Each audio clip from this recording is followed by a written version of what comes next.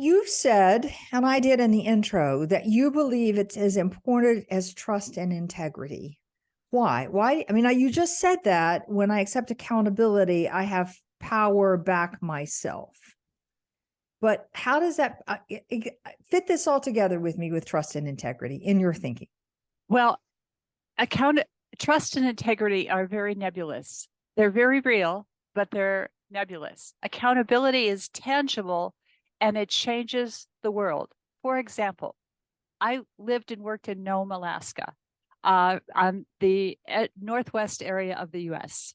And the suicide rate when I went up there was 44 times national average. I ran an alcohol drug abuse suicide clinic, and I picked as my team 6 peer counselors who were part of the dynamic of suicide.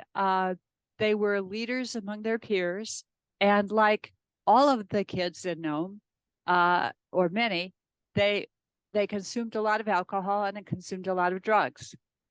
And I trained them in counseling skills. And after 2 weeks, sorry, I asked them, how many of you know someone who's killed themselves?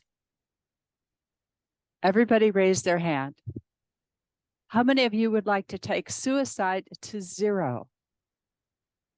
And they looked at me and said, really? And I said, yeah, let's eliminate suicide. Let's have it be gone. What would we need to do to get there? And they brainstormed all kinds of things. And one young woman named Bug Powak said, we would need to get off drugs ourselves. And I said, oh, I gave everybody a magic marker. And I said, make a star by the item on that list that would give us most power to eliminate suicide. That's the one they starred. And I said, okay, now when will we start? Mm-hmm. So they took accountability.